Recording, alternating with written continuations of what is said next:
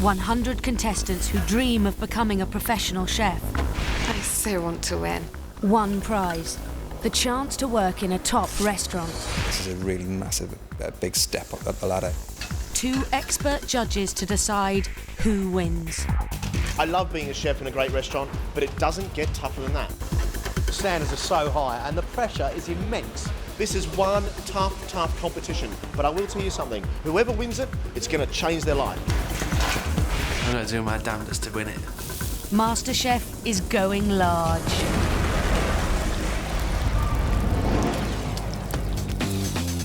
This week's heats have produced 4 exceptional cooks. And the person that's going through Is Helen. is David. Congratulations, David. It's John. Be staying with us. Well done. Mark. But only one of them will make it through today's quarter-final. For the afternoon cook-off, they have to produce an exceptional 3-course meal that they have designed themselves. But before that, they must prove to the judges that they have food knowledge. What do you think this is? Quite rooty. Is it fruit? As a guess, I think it's cassava. No, I really don't know. It's a yam. They must also prove they have a passion for food with a genuine commitment to changing their lives in favour of a foodie future. I suppose I should come clean, and I have been having an affair now for quite a long time with food. The day starts early, with all 4 contestants shopping for food for the afternoon cook-off. Looking for a nice piece of fillet. Fillet steak? Yes, please. Yeah. Do you have any guinea fowl? But to get to the cook-off, they must first pass the morning's tests. When one of them will be eliminated, only 3 of them will make it through to cook this afternoon. Their fate will be decided by the experts, fruit and veg maestro Greg Wallace. You can shine in a heat as a decent cook, but by the time you get to quarter-final stage, you have a room full of good cooks.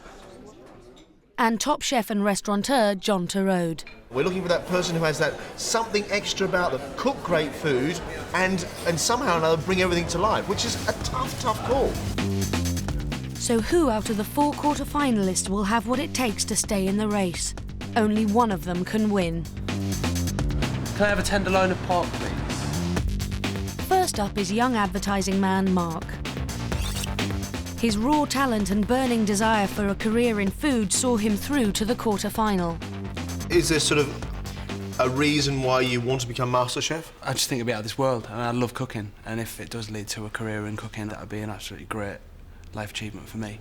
I believe he's really hungry for it. He wants to change his life. And that want and that hunger, I think, is an extraordinary ingredient in what this contest is all about. I'm quite young, I'm quite creative, I'm quite into cooking, and I may be a bit more experimental. You can see talent there. I just hope he can push himself a little bit further, because at the moment he seems to be in the cradle stage of cooking. Next is David, whose calm confidence and professionally cooked dishes wowed the judges in his heat. I really want to win MasterChef. I'm totally committed to getting through to the last round, and I'll do my absolute best to try and win against all the odds and all the competition. David is obviously very bright, and every time he cooks a plate of food, it is really tasty. There's a lovely piece of cod, the chorizo over the top of it. I think that's a very good plate of food. But you know what you're doing here? You're actually serving us modern restaurant food. So hats off to you there. His food is concentrated, delicious, and educated. PR guru Helen has been cooking at home for nearly 20 years. She shone in the professional kitchen and impressed the judges with her passion and experience. I'm feeling like I'm alive. Finally, I'm alive and I'm doing something that I really enjoy doing. Helen, of course, has age on her side, and with age always brings experience. But she was so strong, so far ahead of the field on her heat day. Just take your arm for me. Turn around. Look, that shows me that you cook quite a bit with an apron on. Yes, I do. People always put their rings down in places they forget about, and if you wear an apron all the time, my grandmother used to do exactly the same thing. I'm definitely not a chef, but I'm passionate about food. I love food. I think what's extraordinary is that people's personality does come out in the food on their plate, with the exception of Helen. You look at her, you talk to her, and her food doesn't match her. And I don't understand why that is. Finally, it's Johnny, who has his heart set on a career in cooking. My ambition is to get a job which I really enjoy within food. He's a self-taught cook, but has reached a remarkable level of competence in a very short time. That lamb looks absolutely beautiful. He's a very, very good technician, and we saw that from all the way through. I can tell right now, regardless of even tasting your food, you can cook. Why do you cook so well? I've no idea. I really just enjoy it. I really do genuinely enjoy it.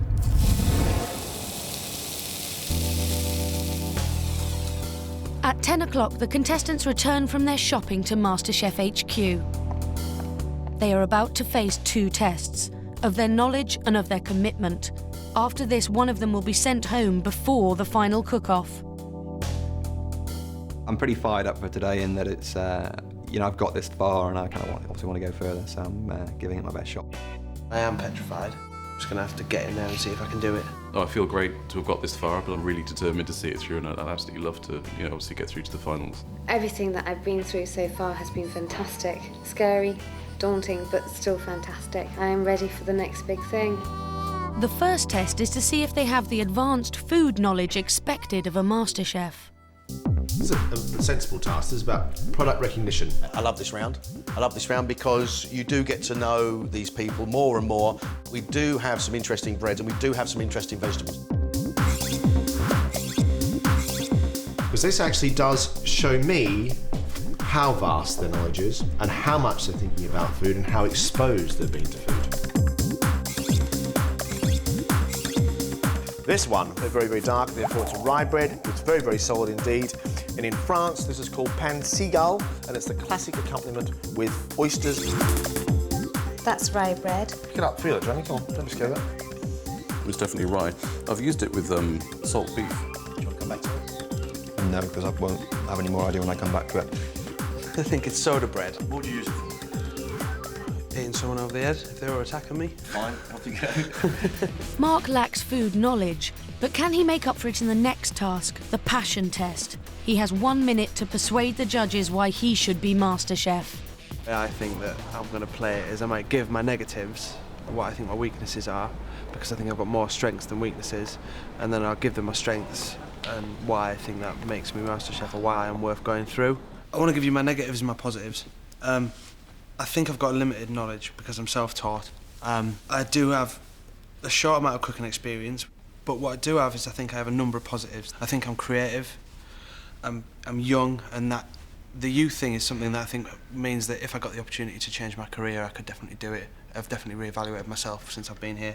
And in summary, I think in light of my positives and negatives, I've got the real ability to be MasterChef, and I really think that with the right bit of guidance and a little bit of polish, I could really go quite far. Thank you very much, man. Will the judges agree with Mark that his positives outweigh his negatives? And this little beastie, believe it or not, is an aubergine. You know this, of course, with your Thai cooking. That's a Thai pea aubergine, and it takes an enormous amount of cooking.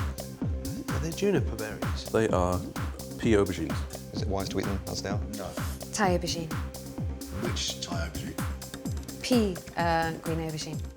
Helen has experience and knows her ingredients, but can she convince the judges that she has a genuine passion for a new life working with food? I want this. I want this more than anything. But it's trying to find the right way to put that across without sounding too cheesy or, you know, too lovey. Where do I start? I suppose I should come clean. And I have been having an affair now for quite a long time with food. All my strongest memories have been linked to the kitchen, whether or not it's eating raw cake mix with mum or planning a meal to seduce a boyfriend. I love the way it really appeals to all my senses, and I really am passionate about food and drink. And that's why I want to win MasterChef, so that I can continue that. That's not a banana, that's a plantain. You can't eat that as a dessert banana, that must be cooked. Well, that's a banana. Okay. Plantain. Is it kind of a banana used in savoury cooking? But it's not a banana, I'm guessing. Do you know what you call a banana used in savoury cooking? No. Self-taught cook Johnny showed poor knowledge, Can he talk himself through to the afternoon cook-off? When it comes to trying to explain why, why I want this, it's going to be quite tricky. I'll certainly give it my best shot, but yeah, it's quite a tough task. I've had quite a long think about this, and I've spent a bit of time with you guys, and just blown away that you just have such massive enjoyment and passion for food. And with what I've learned in the last few days, I find it fascinating. And I haven't really had any background before with food. But I do love food, and I do love cooking. And I want an opportunity to exploit that and to be involved with food. Thank you, it's very honest. Thanks for your honesty, John. Yep. Has Johnny persuaded the judges he can overcome his inexperience and rise to the level of MasterChef? This lovely, lovely hunk here, wedge, that tells me straight away this is probably going to be a soda bread. And if you taste it, you'll taste soda on the back of your mouth, quite salty, very, very delicious indeed, and nice and heavy. It smells quite yeasty, I think. This is soda. That I can tell without even eating it is Irish soda bread. David's ingredient knowledge is unsurpassed, but will he convince the judges of his desire for a future with food? I'm confident in my ability to be able to get across the point, and whether it's something the judges are going to buy and it's what they want to hear, that's a different matter. I'm hoping it will be. Right, I think I should win MasterChef because I have a passion for food. I'm committed to a career in food. I'd love to be able to have the opportunity to gain some more experience with some true professionals, to build on my skills. I think food is very, very powerful. It can have a very strong positive influence on people, and I really want to be part of that. So I want to be MasterChef. John and Greg now have to decide who is going home before the final cook-off. Mark is full of adrenaline at the moment. He honestly sat down and was full of emotion and really, really wants it. And he has the ability. Yes, he's not polished, but hey, do you know what? I think you should cook this afternoon. David cares too. I think he really does care. Yeah, the product identification, knew what he was doing. Cool. He can speak properly now. He's come out of his shell a little bit. We're seeing David as he should be. And I think he's still a very, very good cook. I love the way he cooks, actually. It's very simple, it's very considered, it's very sensible, and I think he should cook this afternoon as well. So at the moment, what we've got left, we've got Johnny and Helen. Helen didn't tell me then why she loves food and why she wanted to be MasterChef. Helen gave me a well-rehearsed sales pitch. And I think somewhere inside her, there must be this ability and this soul to cook simple and delicious food. Look, the thing about Johnny is Johnny came in here and honestly said what he felt. And I think he really cares.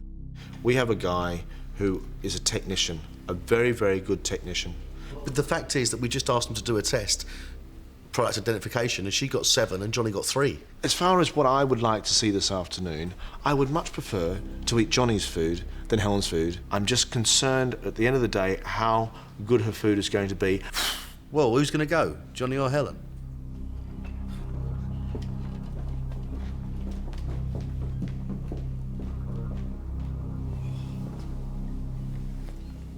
This is not something that we relish particularly, because all 4 of you have worked very, very hard indeed to get here. One of you has to go home.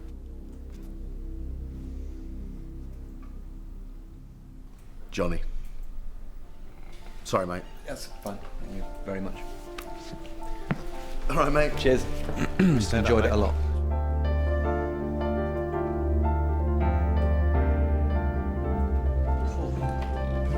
It's cool. I've had such an amazing time, and I think there's someone out there who's obviously much more suited to what they're looking for than me. The 3 remaining contestants now face their most advanced cooking challenge yet. Okay, you 3, you're through. Go to your stations and go and cook for me.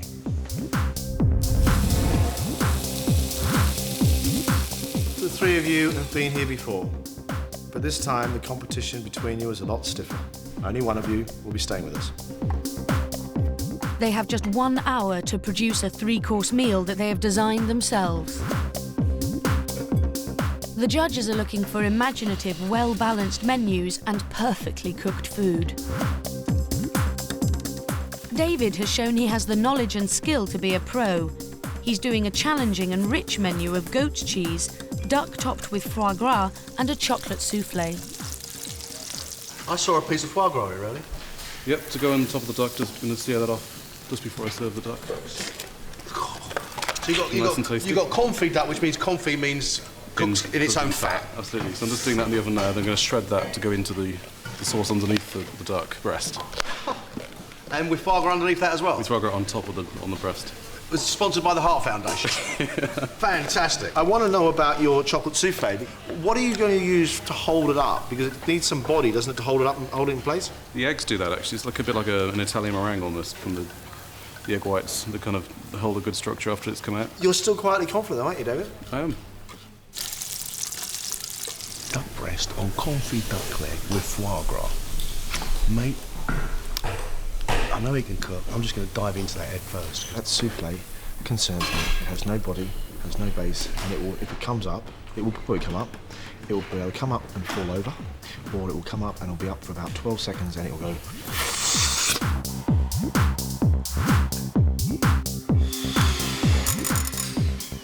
How do you feel about everything after today so far?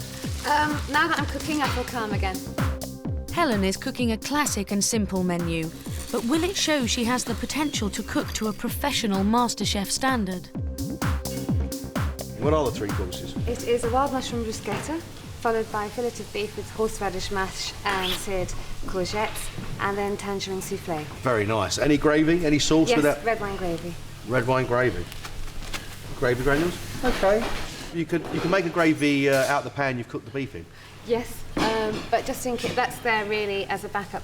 So the mushroom bruschetta, you're going to do some bread, and how are you going to do what are you going to do with the bread? Just warm it through and keep it quite light, quite lightly toasted, really focusing on the mushrooms. Have you ever used one of these before? Yes. What is it?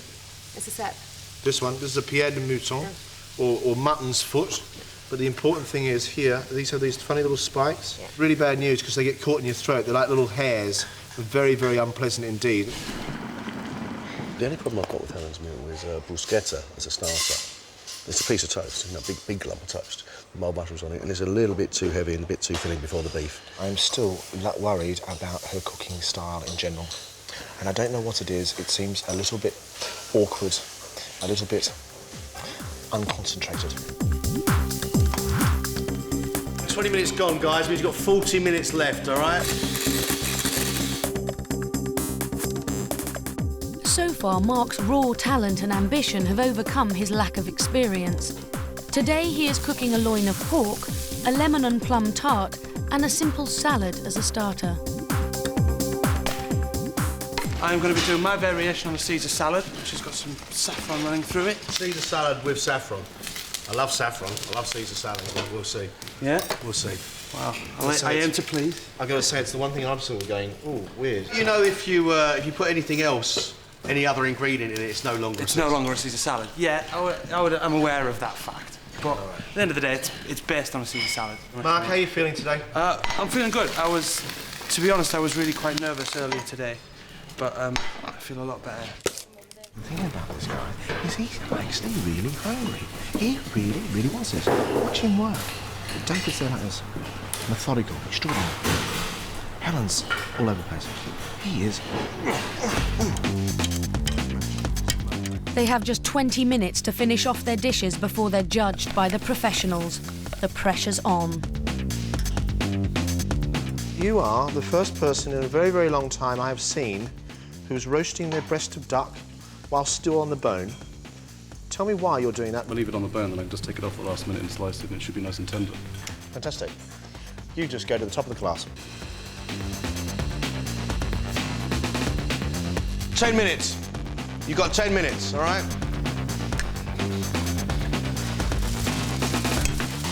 Bit of flambe there, mate. Yeah. What's that, the alcohol burning off? Yeah, it is. What alcohol? It is sherry. Glass of sherry? Sherry? Yeah. You gave that to you because you're an old person? Well, no, yeah. I love sherries. It's time to taste. Everything now rides on their 3 final dishes. Only one of them can go through to the semi-final. Good. Time's up. Let's taste. Helen's first course is a wild mushroom bruschetta. I prefer a more rustic bread, a more rustic crunchy bread with a bruschetta. Right. A rounder loaf rather than something that might that could possibly look like sliced white bread. Are you with me? Yeah. What's nice about it, I think, is that the taste of the mushrooms is there with it. And the taste of the mushrooms do come out. And that's really important. I think it's good. Next is a fillet of beef with courgettes and horseradish mash in a red wine gravy. I have a very small complaint, is that mash is a very Northern European ingredient. Courgettes, very Mediterranean. Courgettes does not match the rest of the dish. I'm not very good with gravy granules. They're not really my favourite thing because of what I do in my life, and I think that there are ways of, frying off a piece of beef, putting it into a pan, doing what Granny used to do, which was put a little bit of flour on the bottom of that pan, getting all those lovely juices from it out, then putting your red wine ducks in it and reducing it down again if you want to make a red wine sauce. I think gravy granules is a bit of a cheatster, actually, Helen. But it doesn't taste too bad, and because horseradish is there, that's beautiful and powerful. Beef is delicious. Courgettes are lovely. Thank you. And for the first time, I think I've actually seen a plate of food which reflects you as a person and your personality. Pudding is a tangerine souffle. Why tangerine? As you said, the mushrooms and the beef is quite deep and heavy, and this should actually just really lift everything straight back up. Well, citrus fruit is a great palate cleanser, isn't it? And you're absolutely right. Yeah, it does work. I would say, if you can, I know you want it to rise, you want the sugar in it, I know. See if you can use more fruit. And less sugar. And less sugar. How do you feel, Helen? I feel very happy, very relieved. I think I've cooked a good meal. I've done myself proud. And yes, I really, really would love to go through to the semi-finals and then on to the finals and ultimately win the thing. David's starter is a goat's cheese crostini with a red onion marmalade. You know the problem with this? It's just too big. When you say crostini, that's the biggest crostini I've ever seen. Crostini? Yeah, it's a big, yeah. It's good. It's rich. It is a little bit greasy for me. And the way to combat that with the red onions, not so much butter, and lots of black pepper with your onions, and that helps with the goat's cheese.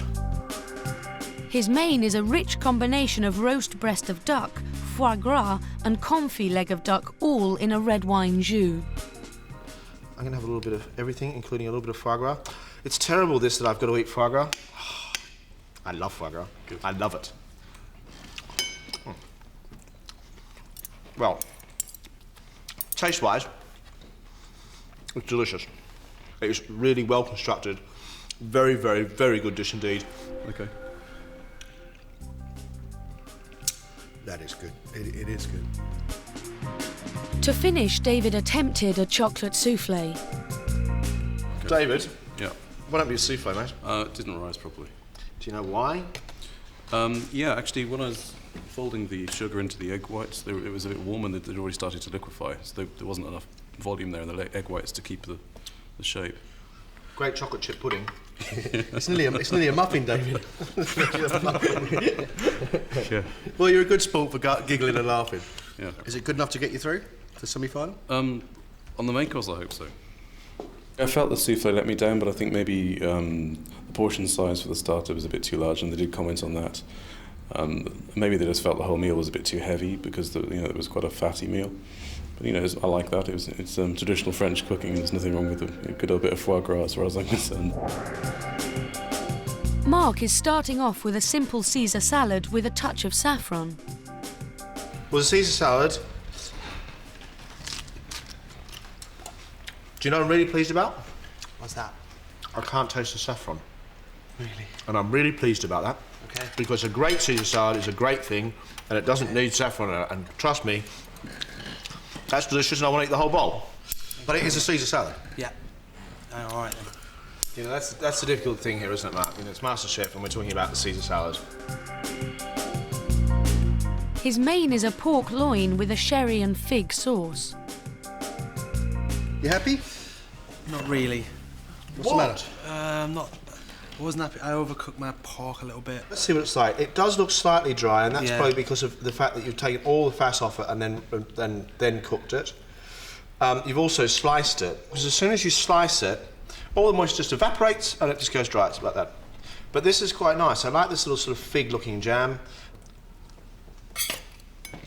Well, the pork's not overcooked. Okay. It's a little bit dry, but it's not overcooked. I like that, and I didn't expect to. I watch you talk about your food and the way you've cooked it, and you're very proud of what you've done, aren't you? Yeah, I am, because if I'm honest, I feel a little bit out of my league. And to produce a 3-course meal in an hour, I'm really, really pleased with myself. Out of your league with your fellow competitors? Yeah, definitely. Mark's dessert is a lemon and plum tart. I think this is quite pretty. I think it's a really nice, good-looking tart. Mark, there's a career for you as a pastry chef. The problem I've got at the moment with you, Mark, is you've done me a Caesar salad, you've done me a very, very good main course, and you have produced a really, really good tasty dessert. The starter is my problem because it's very, very simple. And it makes it very difficult for us.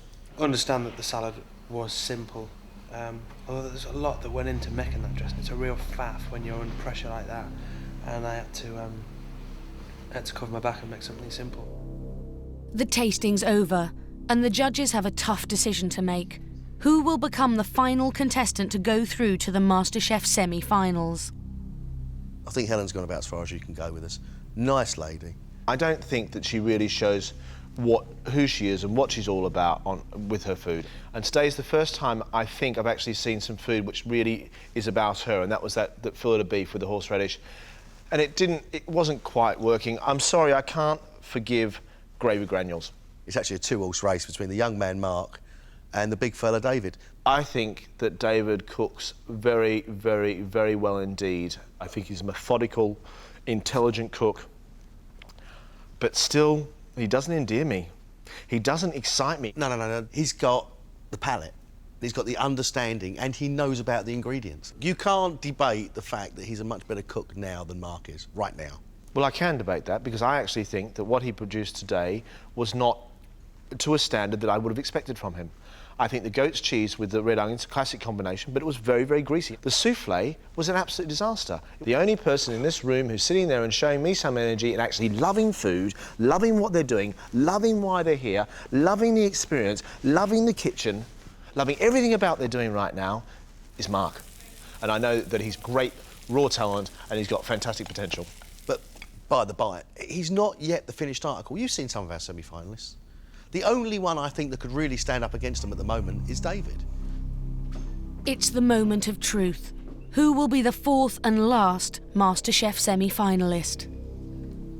And we have made a decision, a difficult decision it has been, but the person going through to the semi-final is Mark.